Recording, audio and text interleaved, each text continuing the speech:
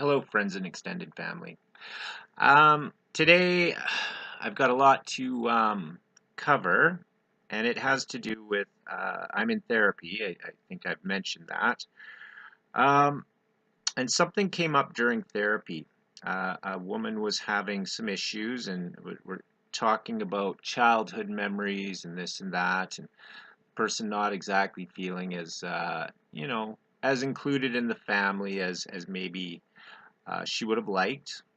And the therapist kind of suggested, well, was there some bullying? Was things said?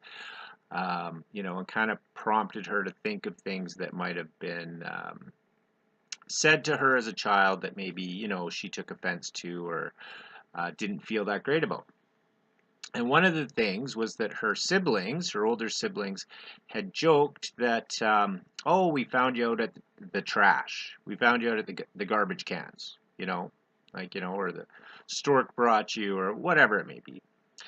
Um, and to that comment, the therapist, sat with it. The woman herself thought, it was just a joke between her siblings and whatnot, and I would think that would be your average sort of sibling joke if you were in a regular family, and she's not adopted, and her parents weren't. I mean, she was born in wedlock, so there it is. I mean, no families are perfect. That goes without saying. But the therapist went on to say that was hurtful. To suggest that she was that person and that was mean. And he took it as saying that person's garbage and these sort of things. And I had to sit there with that. And I even asked her, I said, were your parents married? Yep. Okay. And that didn't even trigger anything in the therapist at all. But he went on and on about it, as that was a horrible, horrible thing. Okay, that's fine. But what he wasn't seeing or conscious of, with me sitting in the room, knowing I'm adopted, knowing that this is my problem. The problem with me is the adoption, right? Like the adoption itself, and then from there, all the other horrible things that go along with it. But the beginning of my life required me to be abandoned.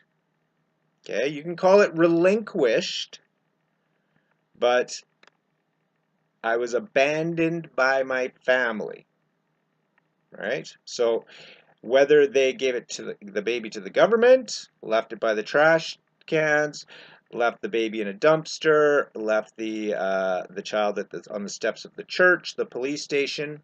These are all scenarios where a child is abandoned, and then adoption.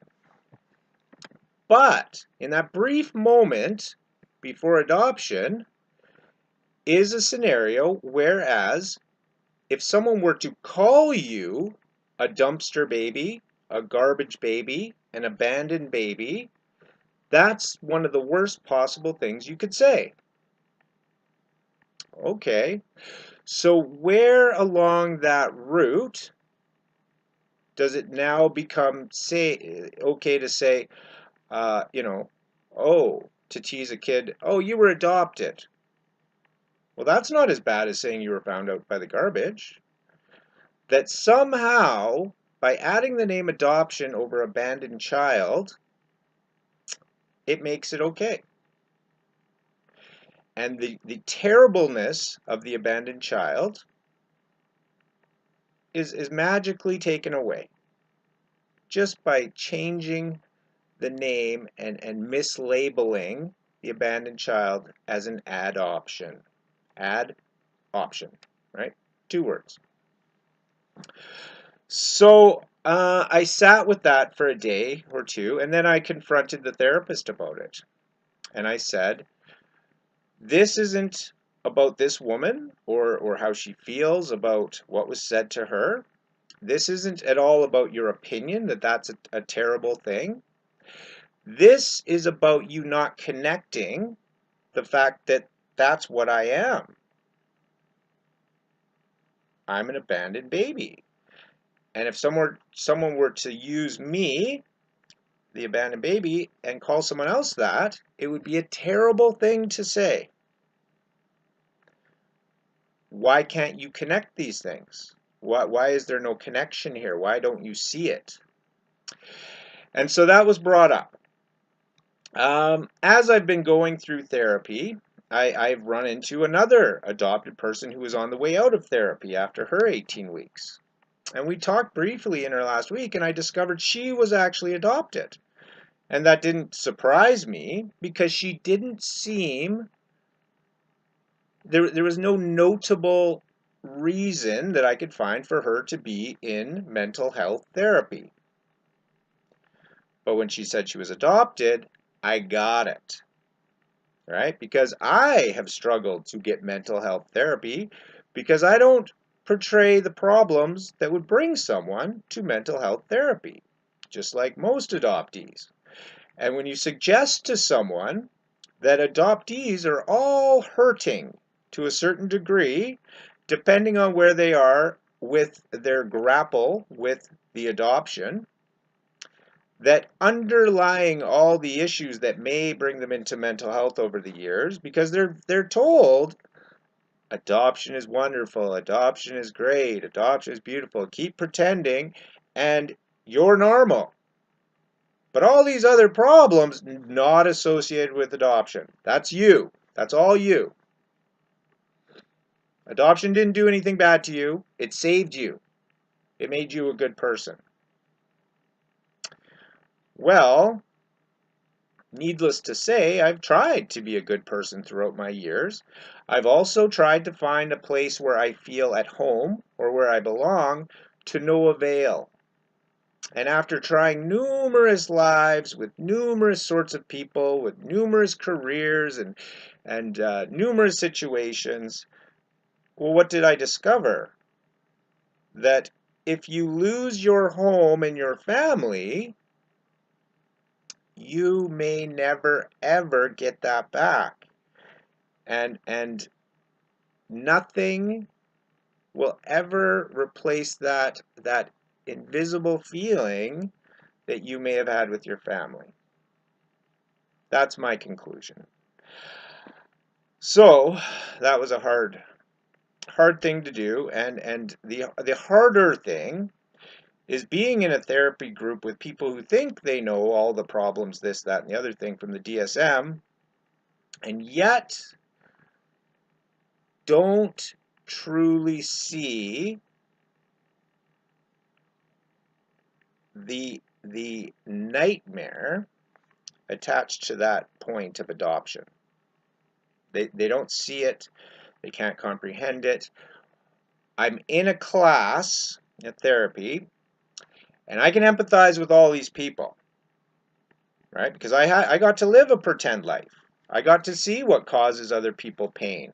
I got to see what causes other people distress. I got to see what other dysfunctional behavior will accrue upon them. So I empathize with everyone, every single one. I empathize with adoptive parents. I get how hard it must be to not be able to have your own child. I get that you don't feel like a very good person, you're not doing enough in the world, so hey, I'm going to save a child. I get all the reasonings. The adoptive the birth mother. I get it. I get that you lived in a time when it was said to be okay to do an adoption, and that you were giving the child a better life, even though in your head you thought, well, there was maybe a bit of guilt because you thought, well, aren't I getting off pretty easy? And doesn't this seem like too good to be true? Oh, too good to be true. Well, we know what they say. If it sounds too good to be true, it probably is. And it was too good to be true. And in fact, it wasn't true at all. In fact, you didn't win by losing your child, right? You didn't get off easy. You got to suffer with the pain and the knowing that you abandoned your child, which you will later come to realize and see is the worst possible thing, to be an abandoned child. Oh, but yours was adopted. Well, maybe you can keep that secret forever, and maybe you can take that to your grave, and maybe no one will ever know. A lot of people do horrible things, come to the realization, and when I say that, a lot of people in their childhood do things that they come to maybe learn are not right, and make you what average person would point at and call a monster or a criminal or whatever. But when you do those things without knowing or having all the facts and being deceived, well, you can then take a bit of comfort and forgive yourself that, you know what, at the time I did what I thought was best, or I was afraid and I did what I did out of fear, or whatever it may be, and admit that what you did was wrong. You didn't know any better. You could be forgiven for this. But if you continue to propagate the lie out of fear of how you may look, then eventually the truth, when it comes out, will make you 10 times, 100 times worse looking, right? When you have to be dragged out into the light and the truth is told about you instead of you telling the truth about yourself, well, now you're beyond redemption, right? Now you're going to have to suffer consequences, shame, humiliation, possible incarceration, possible retribution for your misguided ways. None of this stuff is rocket science. None of it's hard to really understand if someone's willing to sit down and think, okay, maybe there's a different perspective to be had here. Are we willing to look at it? Are we willing to consider the idea that maybe adoption, like cigarettes or any other huge industry, has a dog in the fight, greed, to suppress important information that people require to make educated decisions? I mean, it's very hard as a person who still, is weaning off the nicotine after 5 years, and still, when forced with extreme anxiety and pressure, which, as an adoptee trying to escape from this pretend world, is very stressful and anxiety provoking. So, I mean, still. But that being said, in attempting to quit smoking cigarettes, it became very obvious how addictive these things were and are. It became, when I started hacking up blood and not being able to breathe, or in my childhood, dragged back and forth to the hospital under the premise I had asthma, which I did not. I simply, once cigarettes were removed, so did the asthma go away. So, that being said about smoking, well, we have another billion-dollar industry here, adoption, and we have a whole bunch of adoptees now able to utilize platforms like YouTube, Facebook, etc., to get together and compare notes and say, yes, this is exactly how I feel. And I feel the rest of the world is crazy and doesn't know the harm they're causing.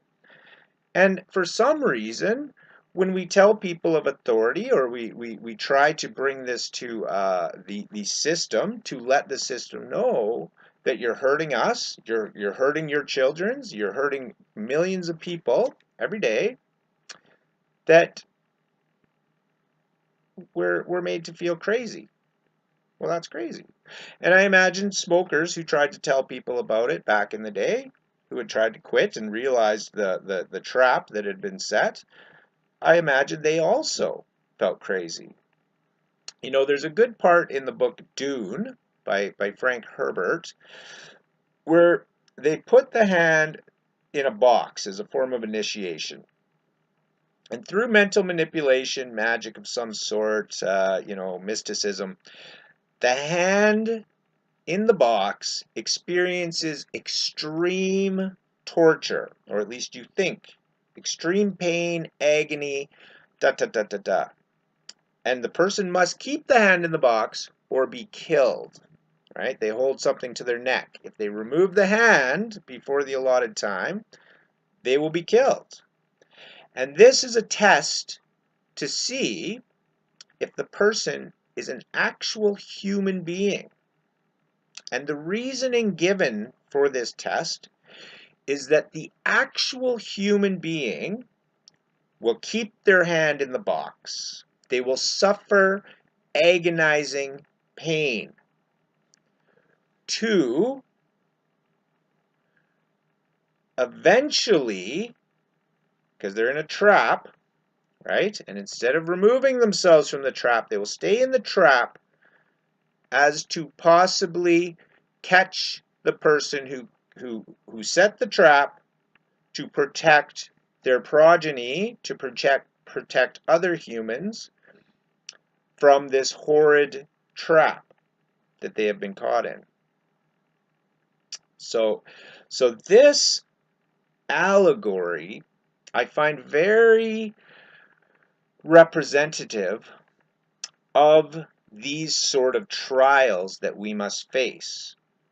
So in continuing to go forward with the truth that adoption is wrong as the way it sits, okay, as an industry, as a money-making slave trade scenario. Again, we all know the reasons for adoption that are reported and shown, and we can all agree that in those scenarios, something must be done, and there is no easy answers. But when a parent or a family becomes so abusive that the life of the child is in danger, physical danger, that they must be removed. Okay, that's fine. Well, remove the child to extended family, to extended friends, to the culture, to the people of the same language, to the people of the same race, to the people of the same nation, onward and upward, right? You don't just take the child out of that family and throw it wherever the heck you want. Okay? You're not, the simple logic behind this is this, that the truth exists on all planes, right? All the way up through any scenario. So when you apply the truth, it's true, it's true, it's true in all situations. So, would you take a, let's see here, try taking a 10-year-old Muslim boy, okay, that has been raised under those beliefs, and take that Muslim boy and put him into an LGBT community household, okay, or vice versa. Take the LGBTQ and put him in a Muslim household, or any sort of diametrically opposed situation. Well, what does that create? I mean, is the child, the Muslim child who was raised to be, possibly a full supporter of LGBTQ, reaches adulthood and da da da, and reaches a certain point in life where he feels a longing for his roots, connection to his family tree and his heritage. So when he goes back over here to these people who have diametrically opposed views, so one considers the other hell, and the other considers it heaven, and vice versa, right? I'm not saying either are right. I'm not saying either are right or wrong. I'm simply saying that that child being raised opposite then wants to reconnect with the other parts of their life, right? Their history, their language, etc. Well, are they now welcome back over here? Do you see how that then creates even another problem for the adoptee, right? And then what if they want to move into, they decide they want to pursue spiritual growth, right? And maybe the way their DNA is set up or the way they are, makes them, the more comfortable lifestyle might be Christianity or Judaism or whatever it may be. But if that religious religi, religio, if that religious spiritual ideology is in direct opposition to however they were raised to believe, well, that's causing a big problem, isn't it? I mean, is that not going to cause a split personality, a psychotic break, mental illness like you could not possibly imagine, trying to have two such massively diametrically opposed systems working against each other? That sounds like World War III inside an adoptee if you try to continue to do these scenarios. So then there's the other scenario. I mean, you can look at it on all planes of existence, So there's the simple physical scenario, right? So you remove the child from the mother at birth. Okay, they don't have that oxytocin connection with the mother, and they are not able to get the comfort they need. That's it. I mean, were literally a piece of this mother. Okay, they were a piece and part of this mother. Is there anyone out there that can tell me that that baby doesn't belong right at the breast of that mother? Right? I mean, you have now insane people out there trying to tell you that, oh, mother's milk, that's so so what is it, like anti-feminist? I don't know. But at the same token, yeah, the physical body actually produces the nutrients for the child that came from the body. And people try to argue that, well, no. So the more you deny your natural self, the more problems that occur. And I got to experience that my whole life. I was raised diametrically opposed to my personality, to my all my basic statistics. I was diametrically opposed in health. I came from very healthy people physically to very unhealthy people physically. My birth siblings are very healthy, professional athletes. I was very unhealthy and got to have asthma and allergies and eat extremely unhealthy food and breathe extremely unhealthy air polluted with cigarette fumigation. And uh, with a serotonin deficit due to the lack of bonding with the birth mother and that the comfort and security levels that would have possibly, taken place. And again, I'm not a psychologist. I mean, I certainly listen to them, and I listen to the fact that they have none of this information at all, and don't really consider it relevant to me or mental health or anything else. Well, logic and reason isn't, I mean, it's my God. It's my lifeline. And it is denied and invalidated at every turn along this journey. And it's terrible. Terrible. It's terrible. It's terrifying. And, the best I can hope for is some sort of, tipping point. And I feel that it's coming. I really feel it's coming. I feel with the advent of our DNA that the truth is coming out, and the birth mothers, the adoptive parents, all these people that are trying to hide that they've been involved in something that's been hurting people, and the people telling them that they've been hurting, that these people have invalidated them over and over and over to keep them in this state of pretending that what they're doing is okay. And what they're doing is not okay. And Once you, I guess, put down the mythology, that we've been surrounded by, once you accept the fact that, you know, you may never, ever have been allowed to grieve for the loss of your entire family in one day, like you were given some gift by losing your entire family in one day.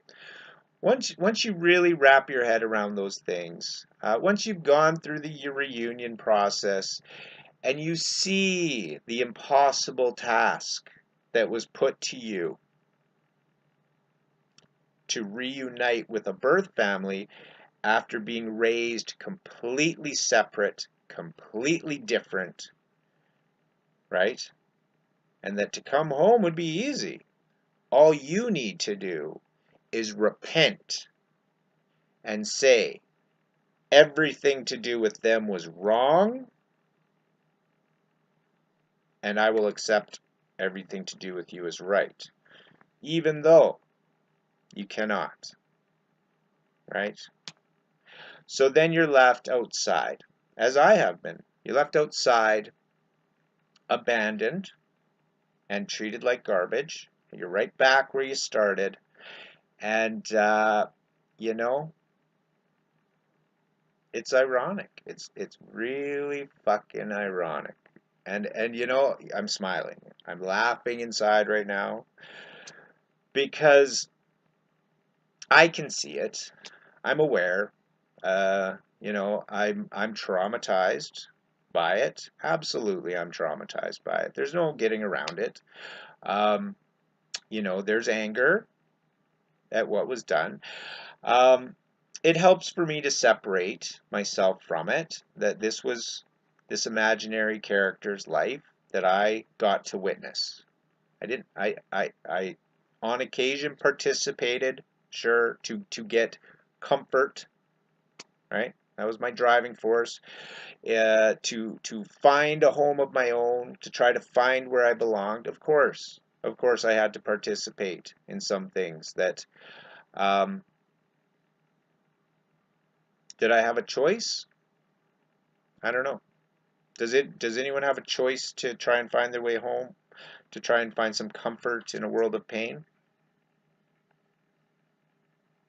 or to just sit there and just accept everything that's done to you, and then to finally come to a place whereas you can sit and look at things objectively. You've done your 12 steps, you've made amends for anything you can think of to these people or these people, anything at all that you may have done to cause them harm, right? Even though it may be the 1% harm that you caused and the 99% harm that you took, you can now live without shame, without guilt, and you know, slowly but surely you'll empathize, because as an adoptee, I'm sure unless you've given up completely on people, you've learned to empathize that people make horrible decisions and are ignorant of the pain and they're causing to satisfy their own selfish needs and urges. So, yeah, to come to a place of clarity and to quit ignoring your feelings, to quit ignoring your own self-worth, to quit ignoring the flaws of people that are trying to hold on to their egotistical altruism. Um, it's very hard and difficult. And I believe in the end that as we emerge, then we liberate our true selves from this nightmare pretending to be something for everyone else but ourselves, while we suffer and suffer and suffer, trying to find somewhere where we can finally tell the truth and be ourselves and be accepted, even though we may be traumatized beyond being able to ever live a fully normal life. And it breaks my heart that the statistics will show that many of my brothers and sisters in adoption are in jail, in mental institutions, under the ground, suicided, murdered, being abused currently, being traded in the sex trade, being swapped. I heard a mother say that they were very careful when choosing their adopted children, or choosing the origins of their adopted children, that the mothers didn't drink or smoke or all these things, because they wanted, well, I mean, obviously you want the healthiest baby you can get, right? So I imagine you want to check their teeth, maybe look at their genitals, poke and prod them. Maybe there's some paperwork showing their lineage. Make sure they're, good enough. And then, getting to see the adoption papers. Would you take how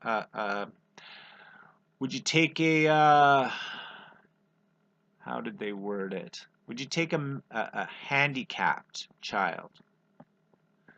No, sorry. Would you take a child with special needs?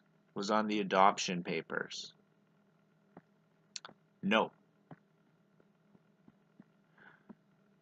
Well, that should have excluded them, because anybody who knows anything about adoption must know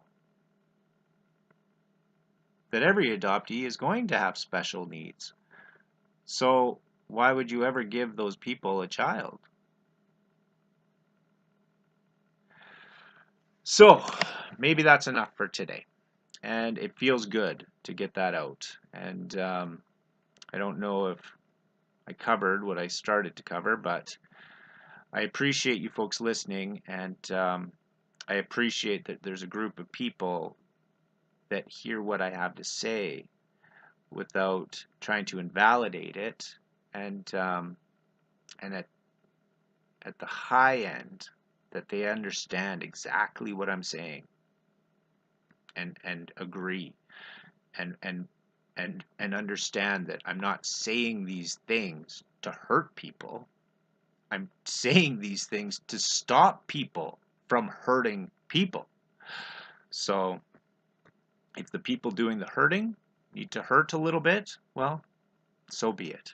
Maybe you need to accept your share of hurt, so that you can quit hurting people, so you don't have to face your bad decisions. Thanks all.